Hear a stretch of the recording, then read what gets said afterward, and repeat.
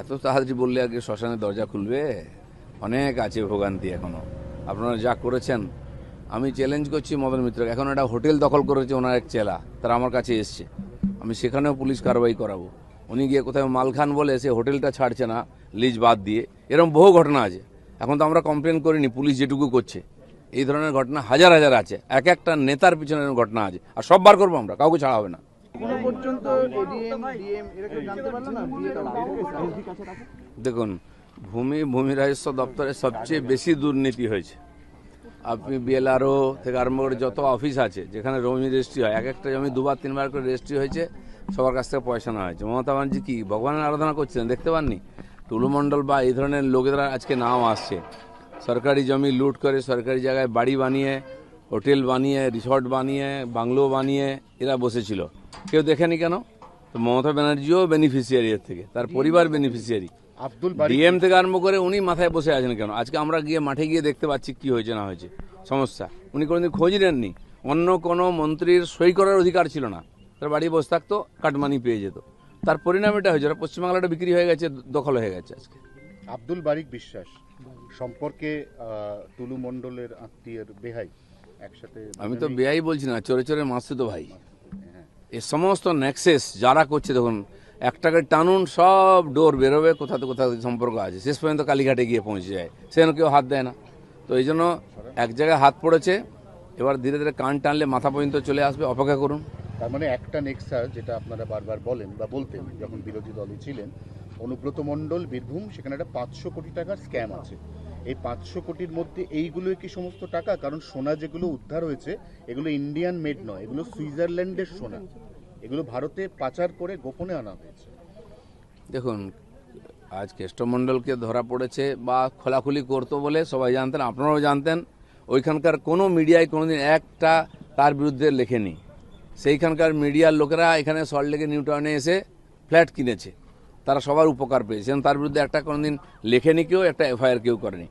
শুধু কেষ্টমণ্ডল নেই, আজকে ছোটো ছোটো বড় বড় কেষ্টমণ্ডল সমস্ত জেলাতে আছে, তৈরি করা হয়েছে। ওরা হোলসেলার, হ্যান্ডলার, ওখান থেকে টাকা পয়সা তুলে কালীঘাটে পাঠাতো। তো এখন সেই পুলিশরাও জানতো, এখন সরকার পাল্টেছে তো শুরু হয়েছে ধরপাকড়, এক একটা ইনকোয়ারি হচ্ছে। একদিন সিবিআই পর্যন্ত পৌঁছতে পারেনি, সোর্স পায়নি, এবার এই পুলিশই সমস্ত খুঁড়ে বার করছে। মদন মিত্র বলেছেন আমি কোনো দিকেই যাব না, আমি এবার শ্মশানের দিকে যাব। দেখুন তাৎপর্যপূর্ণ মনে হচ্ছে আপনার। এত তাড়াতাড়ি বললে আগে শ্মশানের দরজা খুলবে? অনেক আছে ভোগান্তি এখনো। আপনারা যা করেছেন, আমি চ্যালেঞ্জ করছি মদন মিত্রকে। এখন একটা হোটেল দখল করেছে ওনার এক চেলা, তারা আমার কাছে এসছে, আমি সেখানেও পুলিশ কারবাই করাবো। উনি গিয়ে কোথায় মাল খান বলে সে হোটেলটা ছাড়ছে না লিজ বাদ দিয়ে, এরকম বহু ঘটনা আছে। এখন তো আমরা কমপ্লেন করিনি, পুলিশ যেটুকু করছে। এই ধরনের ঘটনা হাজার হাজার আছে, এক একটা নেতার পিছনে ঘটনা আছে, আর সব বার করবো আমরা, কাউকে ছাড়া হবে না। এনসিপিআই খুব বিড়ম্বনায় পড়েছে। এনসিপিআই এখনো পর্যন্ত 20, এই সংখ্যাটা 2 আজকের মধ্যে কমে যেতে পারে, আগামীকাল সেই সংখ্যাটা কমে 17 হতে পারে। সমস্যা যেটা হবে শুধু এনসিপিআই নয়, অভিষেক বন্দ্যোপাধ্যায় তাদের সঙ্গে কারা কারা আছেন এই মর্মে তো ওম বিড়লাকে চিঠি দিয়েছেন, এবার সেই চিঠিটা বারবার রিড্রাফট করতে হবে। অতএব বিষয়টা এখন একদম জগাখিচুড়ি পাকিয়ে গেছে। দেখুন, টিএমসি পার্টিটা প্রথম থেকেই জগা খিচুড়ি ছিল, এখনও তাই আছে। যে কটা ভোটে জিততো ওরা গায়ের জোরে জিততো, পুলিশ দিয়ে মারপিট করে জিততো। ইলেকশন যদি সত্যি সত্যি হয়, সব জায়গায় ফল তার মতো রেজাল্ট হবে, 4th পজিশন, জামানত জব্দ হবে। কারণ যারা জিতে গেছেন তারা এখন বিড়ম্বনায় পড়েছেন যে আরও 2 বছর 3 বছর কাটাতে হবে। আর ওরা কিছু করুন বা না করুন কিছু যায় আসে না, কেন্দ্র সরকারের কিছু যায় আসে না, রাজ্য সরকারের কিছু যায় আসে না। আমরা মানুষের ম্যান্ডেট নিয়ে মানুষের কাজে লেগে পড়েছি। ঋতব্রতরা আরও বিপাকে।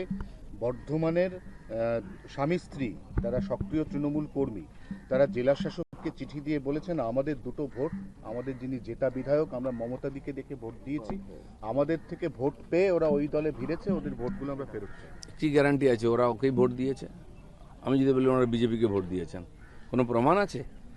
এসব নাটক চলবে, এইসব নিয়ে মানুষ যেন বিভ্রান্ত না হয়। যারা একদিন ড্রামা করেছে, লুটপাট করেছে, তাদের কথা ভুলে যাওয়াই শ্রেয়, নাহলে শরীর স্বাস্থ্য খারাপ হবে ভেবেচিন্তে। 19 বছরের অপেক্ষা, এই অপেক্ষা কাটিয়ে আজকে অবসান এবং তারপরে ফেরা। তাসলিমা নাসরিন ফিরছে, কি বলবেন? না, তসলিমা নাসরিন ফিরতে পারেন, আসতে পারেন, সরকার যদি মনে করে তাকে পারমিশন দিতে পারে। তার বাংলাদেশ থেকে বিতাড়িত হয়ে উনি পশ্চিমবাংলায় ছিলেন। যারা বাংলা করেন, উপর বাংলা থেকে টেররিস্ট থেকে আরম্ভ করে সেলিব্রিটি, অনুপ্রবেশকারী নিয়ে আসেন, তারা তসলিমা নসরিনকে কোনোদিন জায়গা দেননি। আজ বর্তমান সরকার পাল্টেছে, আমরা গণতন্ত্রে বিশ্বাস করি। আইন অনুযায়ী যদি ওখান থেকে পলায়ন করে নেতারা এখানে থাকতে পারে এসে, তো উনি কেন আসতে পারবেন না? সরকার মনে করে পারমিশন দিক, আসুন, তার বক্তব্যও লোকে শুনবে। উনি মনে করছেন যে বাংলায় পালা বদলের পরে নতুন সূর্যোদয় হয়েছে, রাস্তায় কলকাতার রাস্তার মোড়ে মোড়ে ওনার ছবি, উনি খুব খুশি ব্যক্তিগতভাবে আপনাদের আপনি কি সরকার। যাবেন অনুষ্ঠানে? ওনার ছবি কে লাগিয়েছে আমি জানি না। কেউ যদি ওনাকে একজন উনি বিখ্যাত ব্যক্তি, তাকে ডেকে কোনো প্রোগ্রাম করায়, সারা দুনিয়ার বিচ্ছিন্নতাবাদীরা, কাশ্মীরের টেররিস্টরা এসে বাংলায় প্রোগ্রাম করতে পারে, তো উনি কেন আসবেন না? উনি তো আনওয়ান্টেড নয় এখানে। উনিও বাঙালি, বাঙালি সাহিত্য রচনা করেছেন, তার মত আলাদা হতে পারে। ভারতবর্ষের মানুষের কৃষ্টি সংস্কৃতির মধ্যে যেটা আছে, সব মতকে সম্মান দেওয়া। 4 বাক্যে আমরা ঋষি বলেছি ভোগবাদীকে। তো উনি আসবেন, ওনার বক্তব্য কেউ শুনবে, কেউ যদি মানবে, কারো বাধ্যবাধকতা নাই, কিন্তু তাকে না আসতে কেউ মানা করতে পারে না। দাদা 3 তারিখে ব্রাজিলের সঙ্গে ভারত বনাম ব্রাজিলের এবারের বিশ্বকাপের অন্তত 4-5 জন তারকাও সেখানে খেলবেন। প্রথম কথা, আপনি একজন ক্রীড়াপ্রেমী মানুষ, আপনি দেখতে যাবেন কিনা, আর এই বিষয়টাকে আপনি ওভারঅল কি চোখে দেখছেন? দেখি, আমার কাছে তো নিমন্ত্রণ আসুক, দেখি, খোঁজ খবর নেই। 3 তারিখ আছে, 3রা অক্টোবর, পুজোর আগে। ভালো, একটা ভালো ফেস্টিভ্যাল হবে। মেসিকে নিয়ে এসে যে কালিমা লিপ্ত হয়েছে বাংলার ফুটবল, কমপক্ষে ব্রাজিলকে নিয়ে এসে এটা ধোয়ার একটা সুযোগ এসছে, পাপ ধোয়ার। বাঙালি ফুটবল প্রেমী, ফুটবলের প্রেম রয়ে গেছে, ফুটবল আর নাই পশ্চিমবাংলায়। আমি সেদিন খেলা দেখতে গেছিলাম, ডুরান্ড কাপ ডার্বি ম্যাচে মোহনবাগান ইস্টবেঙ্গল বসে খেলছিল, আমরা স্টেডিয়ামে দেখে এটাই প্রথম আলোচনা ছিল, এই দুটো বাঙালি ক্লাব খেলছে, কজন বাঙালি আছে প্লেয়ারের মধ্যে? 2-3 জনের বেশি নাম পাওয়া গেল না। আমি তো ইদানিং অত খোঁজ রাখি না। তো এই হচ্ছে বাঙালির ফুটবল, যেখানে বাঙালিই নাই। আমি আশা করব ব্রাজিল আসুক, আর্জেন্টিনা আসুক, বাংলার ফুটবলের জন্য যেন কিছু হয়। খেলার কথা যখন উঠলোই, হুমায়ুন কবির মোহামেডান স্পোর্টিং ক্লাবের সভাপতি হওয়ার পর 1.5 কোটি টাকার চেক দিয়েছিলেন, ওই চেকটি বাউন্স হয়ে গেছে। মানে 3বার চেক দিয়েছে 50 লক্ষ টাকা করে, 3বারই 3টে 50 লক্ষ চেক বাউন্স হয়ে গেছে, হুমায়ুন কবিরের দেওয়া চেক। যাই হোক, হুমায়ুন কবিরের ইতিহাস যারা জানেন তারা অবাক হবেন না এটা নিয়ে। আপনি কি আরেকটু কিছু বলতে চান এই চেক বাউন্স নিয়ে? না, আমি কিছু বলতে চাই না। আমি কেন বলবো? পুলিশ বলবে, ব্যাংক বলবে, আর যারা পেয়েছে তারা বলবে। বাউন্স তো উনি নিজেই সবসময় বাউন্স হতে থাকেন, চেক তো সাধারণ ব্যাপার। এত তাড়াতাড়ি বললে আগে শ্মশানের দরজা খুলবে? অনেক আছে ভোগান্তি এখনো। আপনারা যা করেছেন, আমি চ্যালেঞ্জ করছি মদন মিত্রকে। এখন একটা হোটেল দখল করেছে ওনার এক চেলা, তারা আমার কাছে এসছে, আমি সেখানেও পুলিশ কারবাই করাবো। উনি গিয়ে কোথায় মাল খান বলে সে হোটেলটা ছাড়ছে না লিজ বাদ দিয়ে, এরকম বহু ঘটনা আছে। এখন তো আমরা কমপ্লেন করিনি, পুলিশ যেটুকু করছে।